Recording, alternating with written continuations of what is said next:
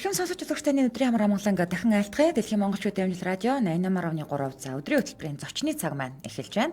За эрхэм сонсогч үзэгчдээ хариу санаж байгаа бол орон нутгийн маань цагийн хамтран ажиллагчаар бизнесийн глобал хэл болсон GS1 системийг хэрэгжүүлэгч GS1 Mongolia байгууллага хамтран ажиллаж байгаа. За тэгээд баасан гараг үр цувралаар бас яг энэ байгууллагатай одоо холбоотой зочид хүрэлцээрж маш сонирхолтой яриануудыг өргнүүлж байгаа. За өнөөдрийн үед бол Апу вебсайт компани агуулга хариуцсан ахлах менежер Бям цогт хүрэлцээрсэн байгаа. За тань өдрийн мэндийг хүргэе. Танд өдрийн мэндийг хүргэе. Танай сонсогчдод өдрийн мэндийг хүргэе. За баярлалаа. Тэгэхээр Апу вебсайт компани бол шингэн үнс сүүн бүтээгдэхүүн үйлдвэрлэгч үндэсний томоохон аж ахуйн нэгжийн хувьд 2004 онд анх GS1 Mongolia-д гишүүнээр илсэн байт юм бэлээ. Тэр хоёлаа яриагаа эхлээд бас өөрийгөө танилцуулаад тэгээд танилцуулж яриагаа эхлэе. За би өөрөө Апу вебсайт компани агуулга тээвэр түгээтэй албаны агуулга хариуцсан ахлах менежер Бям цогт гэдэг хүн байна. Одоо GS-тэй холбогдоод GS1 Монголиа байгууллагатай холбогдоод явж байгааг учир нь бол манайх эхлээд 2004 оноос эхлээд бүтээгдэхүүн дээрээ GS1 13 гэсэн кодыг ашиглаж хэрэгжилж явж байсан бол 2013 онд манайх Германы Кронс компани технологиор бүрэн автомат агуулгыг ашиглалтанд оруулсан. Энэ үйл явцтай холбогдоод шууд баркод буюу манай монголчуудын хэлдгээр зураасан кодуудыг агуулгах логистикийн үйл ажиллагаанд хэрэгжиж эхэлсэн байна. За тэгэхээр манай ах бас Апу компанид ажилладаг Монгол Улсын зөвлөх инженер байдаг. Тэгээд би зөвөр бас ах дээрээ очиж ажлын нөгөө нэг танилцах журмаар очиод тэгээд агуулгах руу ороод би вау гайхчихсан байхгүй. Тин чи бараг нөгөө хүний гар оролцоо гэж бараг юм байхгүй. Асар том агуулгах дотор дээрөөс бүх юм автомат тоног төхөөрөмжөнд ингээ орцсон. Явжсэн. Тэгээд би асуусан чинь за Монголдо бол номер 1, Аазда бол манайхтай адилхан агуулгах 4 5 хаан байдаг гэд ярьжсэн. Тэгээд асар том агуулгах дотор одоо үйл ажиллагаа явагдсан юм байна. Тэгэхээр та бас агуулгын талаар танилцуулаач. Манай агуулга 2013 онд ашиглалтанд орсон. Нийтдээ 9240 подон бүтээгдэхүүн агуулгах хүчин чадалтай.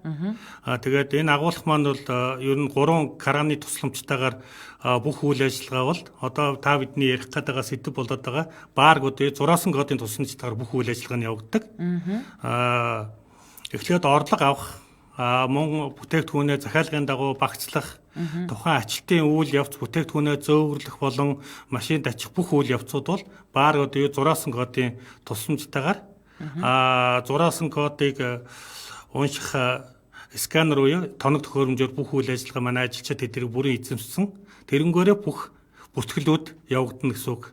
Ер нь агуулгах ажилтны үйл ажиллагаа бол цаасгүйгээр бүх юм бар кодны тусламжтайгаар бүртгэлүүд хийгдэж явагдана гэсэн үг. Тэгэхээр чи одоо ер нь бол одоо техник тоног төхөөрөмж асар их хөгжчөөд байгаа, техник технологи асар их хөгжчөөд байгаа те. Тэгэхээр одоо мэдээж тэр том агуулгад одоо хадгалагдаж байгаа бүтээгдэхүүнүүдийг бүгднийг ингээл гараар бичиж тэмдэглэн гэж угаасаа байхгүй. Одоо магадгүй тэр чинь нөгөө нэг дэх үед бол сосны үед бол нөгөө нярмад одоо хийдэг байлаа шүү дээ. Тэр одоо бүх юм компьютерд орсон. Тэгэл код орно хийгээл за захимаар за Арангаан аймаг руу тэд кодтой бараа тэдэн хайрцаг ачигдлаа гэж явж байдаг бах бодвол тий. Тийм. Яг та бол зөв ярьж л да. Ерөнхийдөө бараа бүтээгдэхүүний захиалга автомат агуулгах руу шууд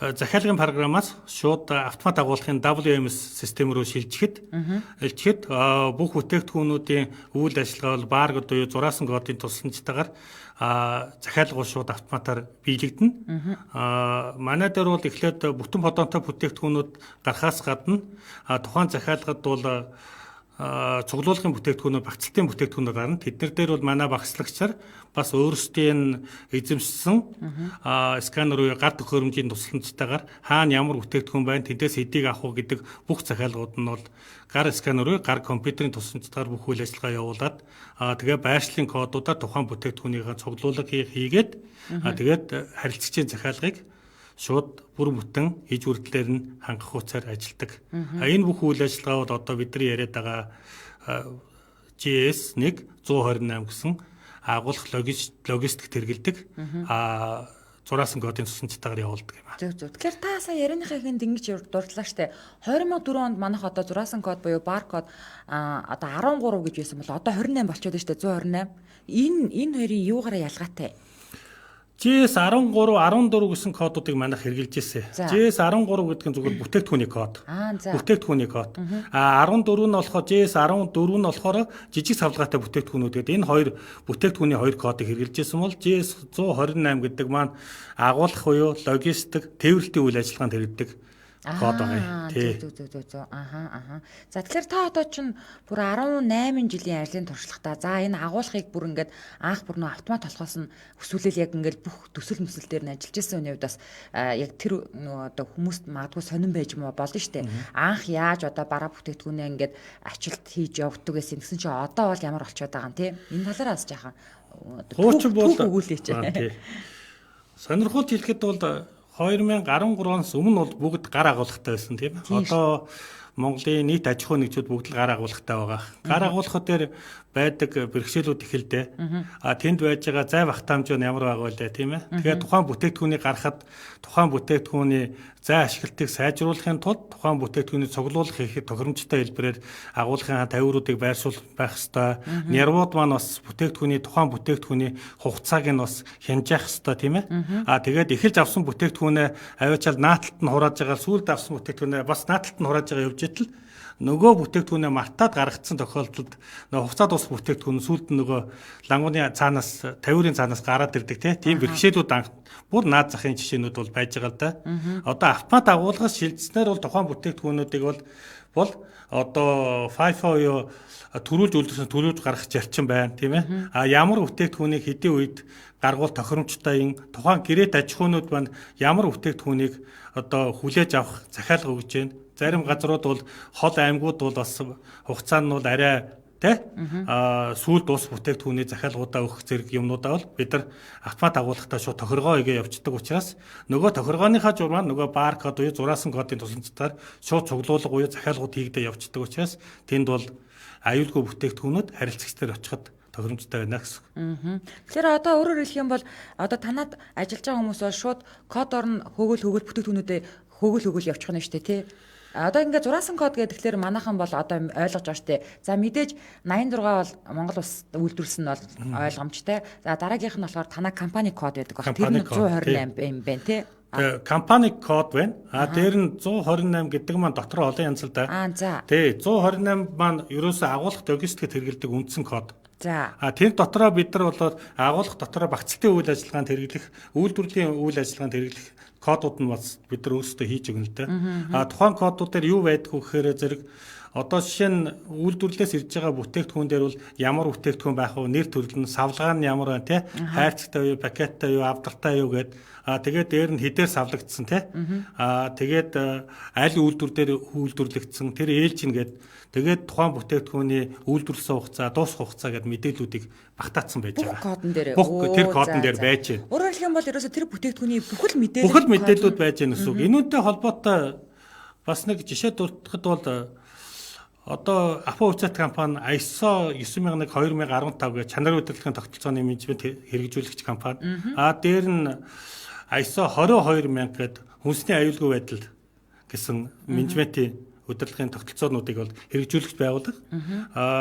ISO 22000 гэхээр юу гэхээр зэрэг тухайн бүтээгдэхүүн түүхийд материалаас Апо Уцат компани дээр бууснаас эхлүүлээд тухайн шат амжилга болгоныг бүртгээд тэгээд дээр нь үйлдвэрлэлтэйг ороод үйлдвэрлэсэн газараас гараад агуулгахтаа ороод хизээ орсон. Агуулгахаас хизээ ямар байгууллагын захиалгаар хин гэдэг багцлах тэрүүнийг бэлдээд тэгээ ямар машинаар тээвэрлээд хэдэн цагт очиод тэгээ тэндээ буусан байна бүх мэдээлэлүүд гаргадаг. Энэ маань одоо энэ бүх мэдээллүүд нь манай одоо багцлагч болон сэретачч машины жолооч одоо бүх хүмүүс маань гар сканероор гар компьютертай бүх мэдээллүүдийг нь шууд сканердаад одоо зураасан кодуудаар турхайн мэдээллүүдэд цуглуулад яваад идэг. Тэрнгээрээ нөгөө манай түүх үүсэд яваад байгаа байхгүй юу? Тухайн бүтээгдэхүүний түүх үүснэ. Дээр нь ISO 9015 гэдэг үзүүлэлтүүдээр юу гэдэг ихээр бүтээгдэхүүнийг эргүүлэн татах үйл ажиллагаа гэж бас гардаг. Ямар нэг нөхцөл бүтээгдэхүүн эргүүлэн татах хугацаад дуусах ч юм уу эсвэл янз бүрийн асуудал гарсан нөхцөлд тех нөхцөлд бол хүнсний аюулгүй байдалтай бидрэг тэрүүнийг 5-аас 10 минутын дотор энэ бүтээгдэхүүн ямар шат амжилтаар ямар түүхий эдийн материалаар үйлдвэрлэгдээд хаана одоо ямар цэг дээрээс хэрэглэгчийн гар дээр очсон мөх мэдээлэлд 5-аас 10 минутын дотор гараад ирдэг. Тэрнгээрээ бид нар хөвөлцөд манайхаар бол тэр бол бүтээгдэхүүний мушгилт гэж яриад да. Тэр бүх үйл ажиллагаа бол автоматар бүртгэлжүүд нь түүхт нь шууд гарч ирээд бид нар мэдээлэлөө шууд бэлэн болгоод ажилтгаа гэсэн. За окей. За тэгвэл одоо үйлдвэр дотроо агуулга дотроо тийм байд юм байж. Тэнгүүд за одоо би танаа дээж сүү таргийг хэрэглэгэлдээ. Тэнгүүд одоо дээж сүү тарг хоёр зүгээр манай гэрийн доотлын дэлгүүрт очлоо штэ. Апу танаа ингээд түгэлтийн машин аваачаад хүргээд өгчлөө. Тэнгүүд тэнд очихдоо болохоор тэр чинь надад нөгөө нэг одоо би хамгийн сүүлийн хэрэглэгч болоод байгаа штэ тий. Тэнгүүд дэлгүүрийн худалдагч баркодыг уншуулад надад өглөө тэр нөгөө компьютер дээр ингээд яг танаахаас өгсөн кодоор бараа бүтээгдэхүүний мэдээлэл гарч байгаа гэсэн үг үү тий. Үн үү?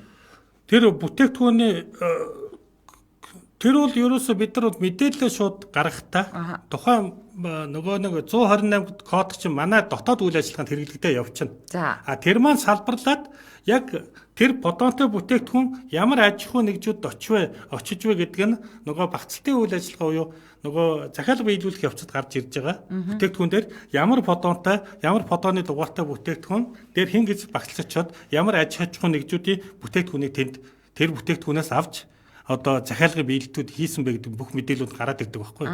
Тэрнгээр нь хөгөө явчихж байгаа. Харилцагчийн мэдээлэлээр бас явчихна. Харилцагчийн захиалгаар тэн дээр бас бид нар манайх худалдааны төлөөлөгч захиалга авна, түгээгч маань түгээж очиж өгнө. Дээр нь захиалга хуваарлтын менежер нь ямар машинд яаж очих вэ гэдэг юм уу да бас агуулгын систем рүү шилжүүлэхээс өмнө бэлтгэл үйл ажиллагаа хийх. Тэгэхээр тэр бүртгэлүүд нь бүгд яваад анхны шат нь болохоор ямар захиалгыг яаж биелүүлсэн гэдгээсээ тэрнээсээ салбарлаад буцаад нөгөө харилцагчийнхаа юу руу ороод энэ дэлгүүр дээр тийм машины жолоос тийм түгээгчтэй тэдэн цагт тэгээд очиж гэдэг бүх мэдээлүүд нь гардаг байхгүй. Тэрнгээр нь бид нар харилцагчдаар очиж танай дээр ийм бүтээгдэхүүн байна. Зараг дуусна уугүй одоо байвал одоо тэгнэ гэдэг асуултууд яригдсан гэсэн үг тийм. За окей. Тэр танах чинь юу яадаг те? Апу цад компани болохоор үйлдвэрлэгч нь, Апу трейдинг нь болохоор борлуулагч компани. Тэгж явдаг те. Окей. За тэгэхээр одоо агуулга тээр түгэлтээс гадна энэ нэг мөшгөлтийн систем гэж яваад байна. Одоо хоёлынгийнхан сайн ингээл ярьсан юм чинь ер нь бол яг мэргэжлийн хэлээр мөшгөлтийн систем болоо явчих шиг боллоо. За тэгээд бараг зах зээлээс буцааж дата авах үйл ажиллагаанд зураасан кодыг ашигладаг юм байна. Тэгээд яг энийг бас манай сонсогчдод дэлгэрэнгүй тайлбарлаж өгч. Одоо өөрөөр хэлэх юм бол хугацаанд дуусчлаа тий. Одоо сүүний ч юм уу ямар нэгэн бүтээгдэхүүний хугацаанд дуусчлаа. Буцаага татаж авахад бас одоо яг нөгөө зураасан кодоор хөөгөөд явах уу? Яг уу зарим тийм тохиолдлууд гардаг л да. Гэхдээ энэ тохиолдлууд бол ерөнхийдөө нөгөө хугацаа дуусах гэж байгаа дуусж байгаа бүтээгдэхүүн тэн дээр хэр зэрэг цуглардсан байгаа тохиолдлууд гарвал бид нар эргэн мушгилтуудыг бас хийх тохиолдол гарна. Тэгэхдээ харилцагчдэр нөгөө хэрэглэгч нартай айл болох чанартай тий хугацаа дуусаагүй шинэхэн бүтээгдэхүүнээр бэлэг барьж шүү дээ. Тийм учраас тийм тохиолдлууд маш бага гарна. Тэгэхдээ тийм тохиолдол гарсан үед бол бид нар яг сая нөгөө мушгилтын гэдгээрээ баркод зураасан кодуудаараа бүх юмнууд гараад хэн гэдэг машин ямар захиалгын дагуу аль харилцагчдэр очив гэдгээрээ нөгөө харилцагчдэр очиод тэр бүтээгдэхүүн танад одоо үлдэгдэл байна уугүй юу гэдгээ бүх харилцааныхаа шугам утсаар болно те худалдааны явж захиалга авдаг худалдааны төлөөлөгчтэй амжуулаа мэдээлэл аваад тэгээ яаралтай арга хэмжээг авчна гэсэн үг. Зөв. Гэтэ энэ тохиолдол бол бараг гарахгүй. Тийм би сонсч байсан юм юу одоо жишээлбэл йогурт гэдэг юм уу те нөгөө танаа йогуртнууд дээр сайн дээж сайнны йогуртнууд. Яг хөө тэгэл тэд нар чинь яг хугацаанд дуслаа гингүүд одоо нөгөө цагаан сарын үеэр нэг хэсэгхэн борлуулагдаад дуустдаг танаа нэг янзтайгаа ямттай хорхоо харуул яадаг штэ те. Яг тэр хорхоо харуулъя яг тэр хугацаанд дуусах гэж байгаа одоо таргаа ч юм уу йогурт ч юм уу татаж аваад тэгээ буцаа тэр харуулыг хийдэг гэж сонсч байсан. Ер нь бол тэр үйлдвэрлэлийн шатыг бол би бас баг зэрэг мэднэ. Яг л би өөрөө агуулах харилцагч тийм ээ. Ерөнхийдөө бол тухайн бүтээгдэхүүн аваад дахин боловсролтонд ороод тийм ээ. Тэгээд хийдэг гэдэг бол мэднэ. Тэгэхээр хорхоо харуул яг нөгөө зарим яг нөгөө жимснийхаа йогуртныхаа яваар явж байгаа тийм ээ. Тэгдэг. За тэгвэл агуулгад бараа ирэхэд зураасан кодоор нь бүртгэж аваад эргээд захиалгын дагуу ангилж ялгаад багцалд савлаад за тэгээ дахиад зураасан код бүхий шошго наагаад борлуулалт түгээлтэнд гаргадаг юм байна. За тэгвэл энд одоо агуулгын тавир дээр тавир нь өөрөө бас зураасан кодтой байх уу? Ер нь өөр хаана зураасан кодыг ашиглах уу? Танаа агуулгын хувьд. Ер нь агуулгах дотор бол тухайн үйлдвэрлэлээс бол тухайн бүтээгдэхүүн дээр бол бид нар бол лейбл хуудас гэдэг нэршээ тус сурцсан. Лейбл хуудас наагаа явуулчихын. Тэн дээр бол бүх мэдээлүүд багтана. Тэгвэл манай үйлдвэрээс бол үйлдвэрийн мастер үйлдвэрийн дарга нь тийм бүтээгдэхүүнийг тэгж үйлдвэрлэх гэж яах гэсэн бүх юмнуудаа гаргаад ирдэг. Мэдээлүүд WMS манай агуулгын систем рүү хийчихдэг. Тэгэнгүүт тэр тэндээс хүлээж авч байгаа нярв нь бүх лейбл хуудасуудыг гаргаад наагаад нааша ачуулаад энэ бүтээгдэхүүнүүдийг автомат агуулгах руу ажиллагаа явуулчих штэ. Тэгэнгүүт тэр мэдээлэл нь бол цахимаар манай дээр хүрээд ирнэ. Хурж ирэнгүүт манай орлогын нярв шууд сканердаад баркодын сканердгууд шууд элэгцэн дээр шууд тухайн бүтээгдэхүүний бүх мэдээлэл нь ороод ирнэ гэсэн үг. Тэрнээс дахин давтан шивэдэх шаардлага байхгүй. Тэгээ шууд орлого аавна. Орлого аваад ороод ирэнгүүт тухайн бүтээгдэхүүн манай автомат холгын стандартын дагуу одоо багцлагдчих гэдгийг манай бас багцлтын хяналтын схем байна. Тэр нь хянаад стандартад таацсан бол яваад очино л гэсэн үг. Тэр нь тэгээ бүртгэл нь орлоо гэдэг чинь тухайн бүртгэл нь дахиж яваад WMS системээс интеграшн юу цаатлынхаа өөр санхүүгийнхаа програмууд чинь шилжээд шууд орлого нь шууд хийгдээд явчихна гэсэн үг. Тэгэхээр зэрэг орлого зарлагын гүйлгээ хийгдэх болгонд тухайн санхүүгийн програмлуугаа бас интерфейс хийгээд явцдаг гэсэн үг тийм. За тэгэхээр 2013 оноос хойш бас нэлээд урт удаан хугацаа өнгөрсөн байна. Тэгээ мэдээж анх ингээд нэг шинэ юм руу шилжиж орох тэр мөч бас ажилчид тэр ингээд бүх юм шин содон бас ингээд бэрхшээлүүд тулгарна шүү дээ тий. За тэгээд нөгөө нэг гар ажиллагаатай байсан хүмүүс чинь бүгд одоо техник тоног төхөөрөмж нь одоо огцом сайжраад аюу том агуулгатай болчлоо. Тэнгүүд нөгөө нэг ажилчид тэнд ажиллаад байгаа хүмүүсээ одоо нөгөө бүх юмыг цахим болчиход байна шүү дээ тий. Бүх юмд сургахын тулд та нар өөрсдөө сургалтанд хамруулах уу? Эсвэл одоо нөгөө JS- нэг Монголигийнхан хурж ирээд баркодныхоо учрыг тайлбарлаж өгөө. За одоо ингэн гэд сургалт явуулах уу? Бас хүмүүсээ мэдээж одоо энэ чадварчуулах хэрэгтэй шүү дээ тий. Тэгэхээр энэ тохиолдолд танах яаж ийсэн?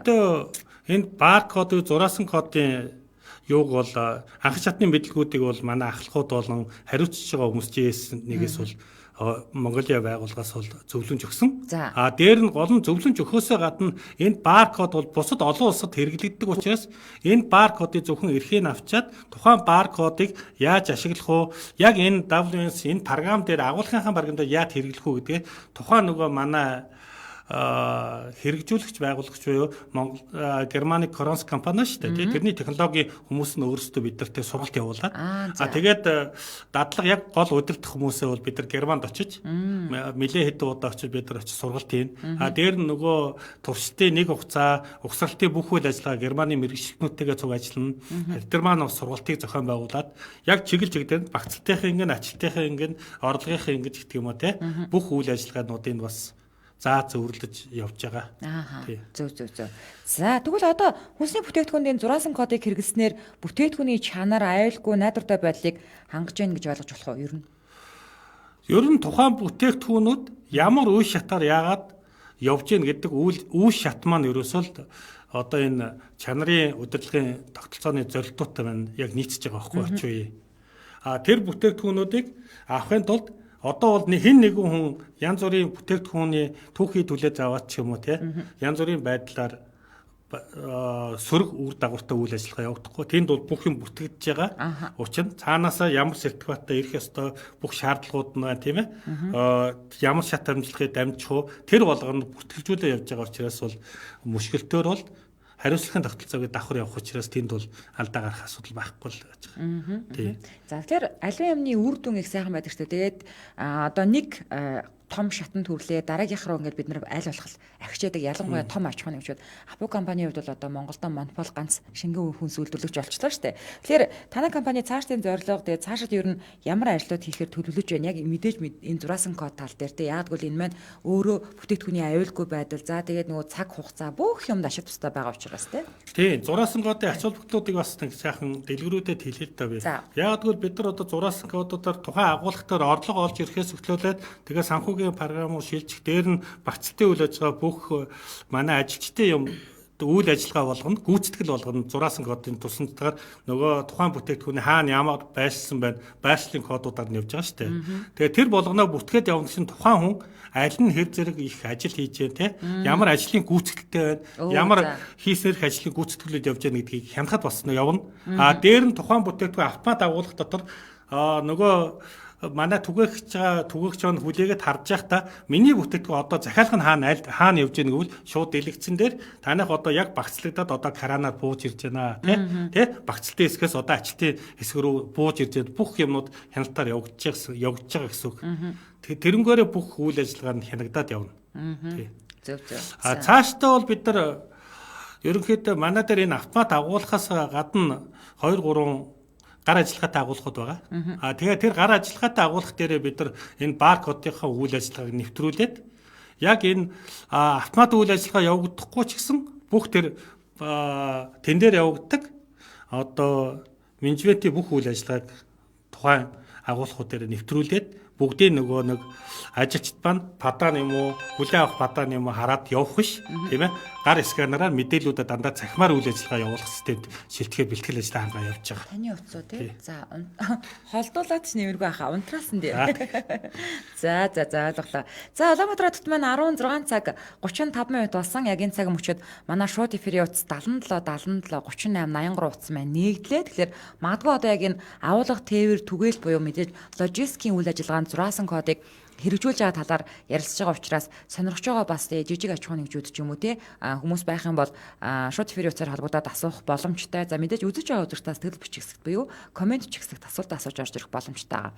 Тэгэхээр би бас апуугаас өнөөдөр хүн орж ирнэ гэхлээр нь бодож ирсэн. Яг энэ одоо миний асууж байгаа асуулт та хоёрын ярилцж байгаа сэдвээс бол хамаагүй.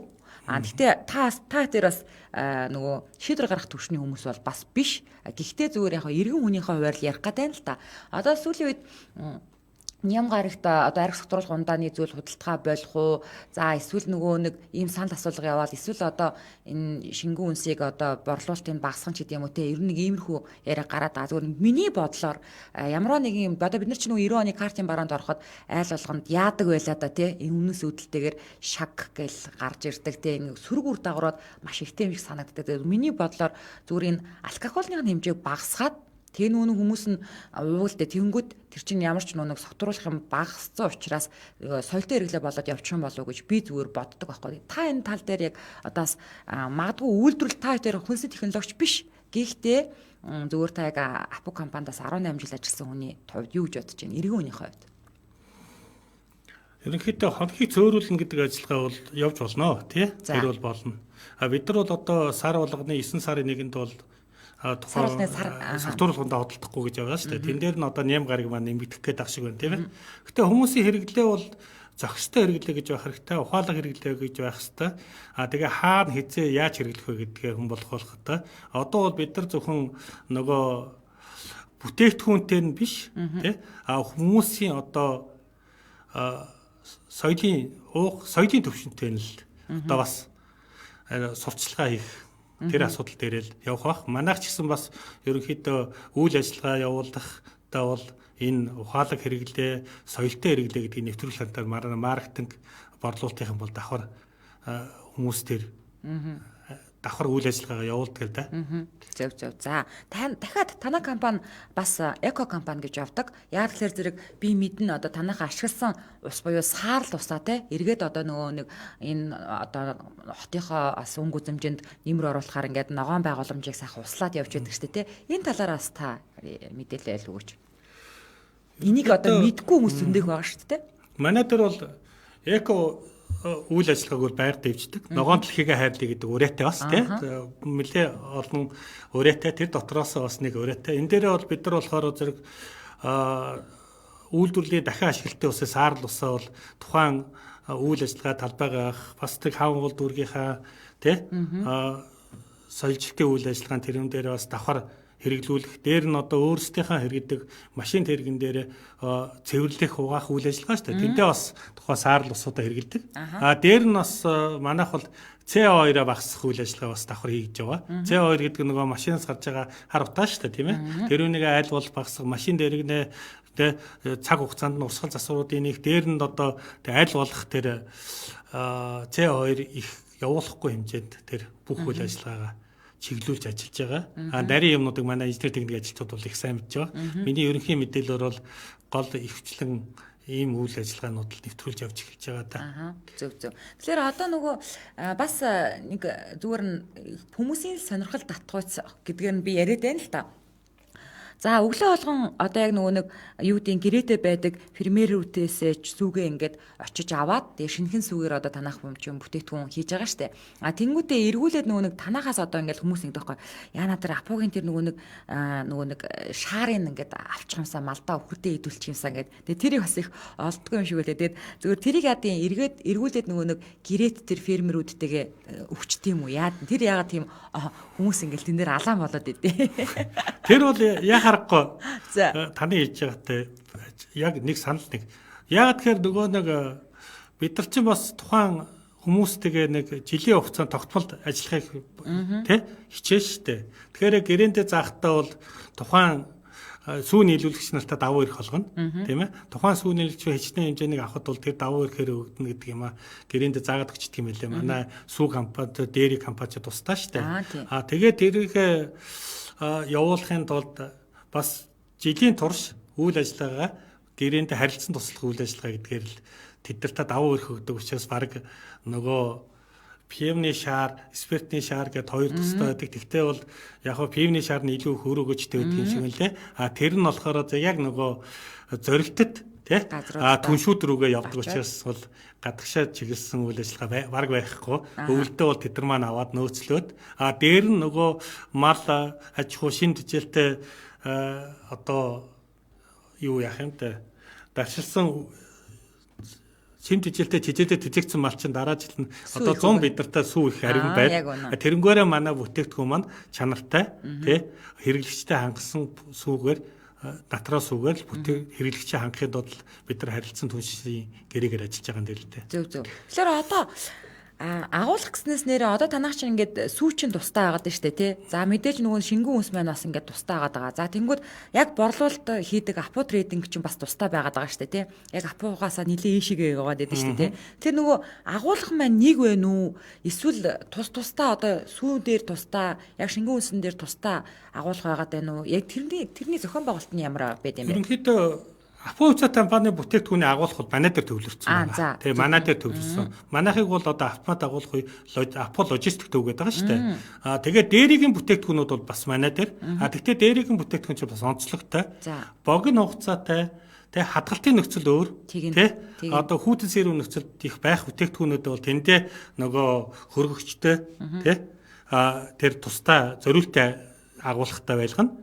Манай дээр бол урт хугацаатай ижил төрлийн одоо температурт байж ах хэвээр бүтээгдэхүүнүүд буюу тетрабактаас уу тэгээд жүүснүүд 4-5 сарын хугацаатай 3 сарын хугацаатай йогурт буюу тийм бүтээгдэхүүнүүд нь байна.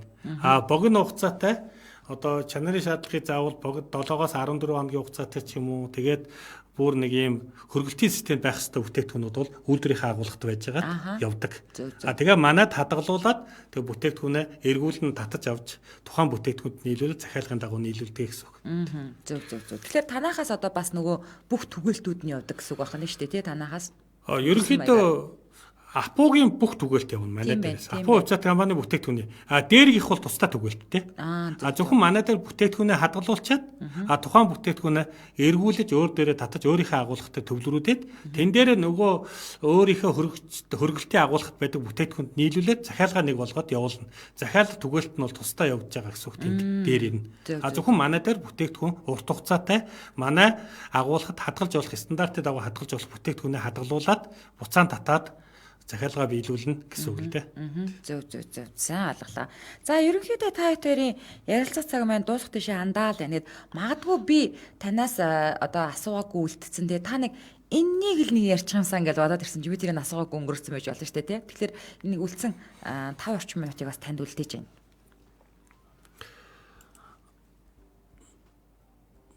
Ер нь бол агуулгын тухайд ярьж байгаа юм чи агуулгын бүрэн хэмжээгээр танилцуулахыг хичээе. Тийм ээ.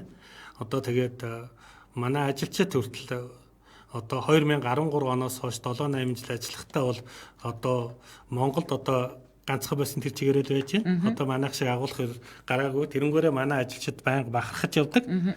Дээр нь тухайн агуулгын үйл ажиллагаагаас илүү манай залуучууд бас тухайн олон улсын стандартын дагуу ямар төвшөнд ажиллах ёстой гэдгээр давхар суралцж явдаг учраас манай ажилчид бас тэ автомат агуулгад ажиллаж байгаараа тухайн агуулгын үйл ажиллагаа маань автоматчаад өөрийн ажиллагаа яг нэг чиглэсэн үйл ажиллагаагаа тэ олон одоо агуулгын хүмүүс байдаг штэ янз янзын үйл ажиллагаа руу ингээл бас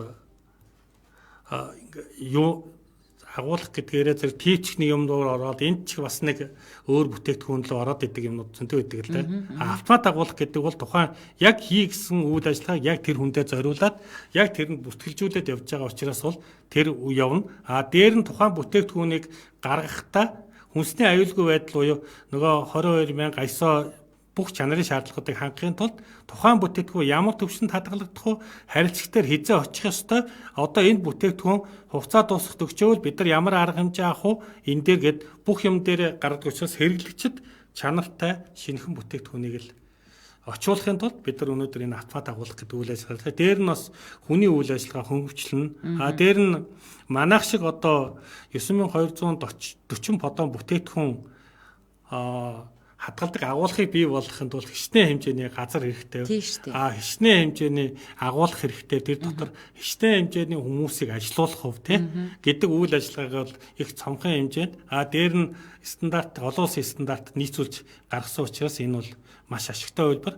Бидний анх 2013 онд эхэлж байхад бол их л нүсэр ойлголттой байсан бол одоо бид нар энийг өөрчилж хараад одоо энэ 2020 он гэхэд бол манай агуулгын үйл ажиллагаа бусад олон улсаас орж иж байгаа стандартуудаа нийцэж эхэлж байгаа хүн болгоо ойлгоод манай агуулгыг бол олон байгууллагууд ирж үзэж сонирхож тийм ээ ажилдаа нэвтрүүлэхээр явж идэг л да.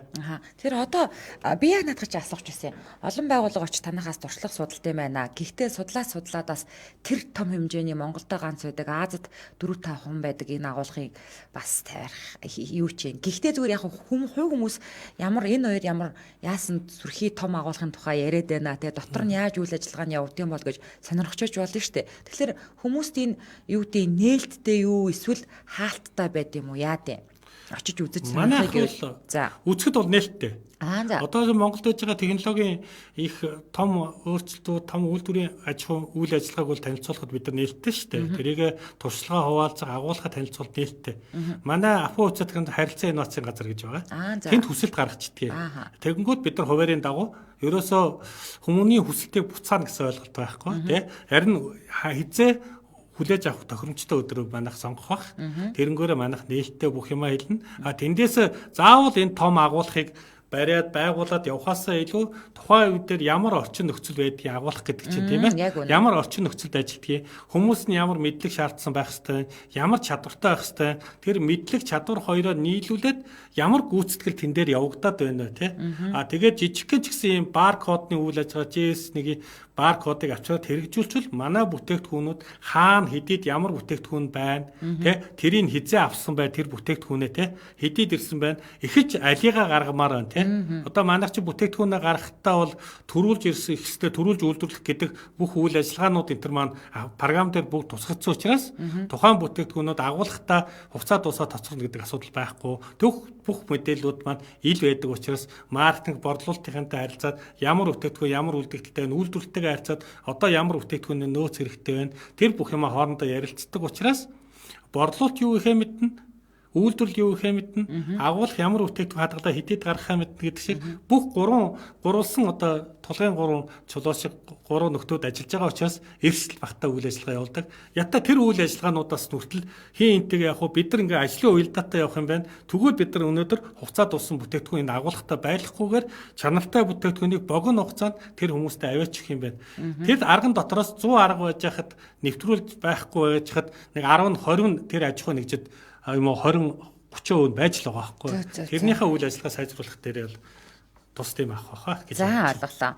За ингээд Апple компани бол шингэн үнс сүүсүү бүтээгдэхүүн үйлдвэрлэж хүнсний томоохон аж ахуйн хэмжээнд 2004 онд анх GS1 Монголиад гишүүнээр илсэн байдгийм байна. Тэгээд бэлэн бүтээгдэхүүн дээрээ GS1 13 гэсэн стандартын зураасан кодыг хэрэглэж эхэлсэн бол өнөөдөр 700 гаруй нэр төрлийн бүтээгдэхүүн дээрээ GS1 8, GS1 13-аас гадна агуулга тээвэр түгээлтийн үйл ажиллагаанд GS1 14, GS1 128 гэсэн стандартуудыг нэвтрүүлээд байгаа юм байна. Тэгээ яг энэ талаархаас дэлгэрэнгүй тэгээ маш сонирхолтой мэдээллийг Apple компани агуулга хариуцсан ахлах менежер Бям цогт байна хүрэлцэн ирж хүргэлээ. Тэгээ баярлалаа танд ажлын амжилт хүсье. За баярлалаа. Танай радио хамт олонд бас ажлын амжилт хүсье. За тэгээд Апо Comfort компанийн ажлын өндөр амжилт төсөй ойлгомжтой сайхан тайлбарлалаа. Баярлалаа гэсэн байна. За тэгээд үзэж байгаа үзэгчтэй болон сонсож байгаа нийт сонсогчтой баярлалаа. Танд ч гэсэн ажлын амжилт төсөй баярлалаа. За баярлалаа. За энэ өрөөд өдрийн хөтөлбөрийн зочны цаг маань өндөрлөж байна. Хэрхэн сонсогчтой цагбарын ихэнд явдаг шуурхай мэдээг улаавч сонссны дараа 17 цаг 15 минутаас Яанаг яах вэ нэвтрүүлгийнхаа шинэ дугаарыг хүлээн авч үзэж сонсоорой.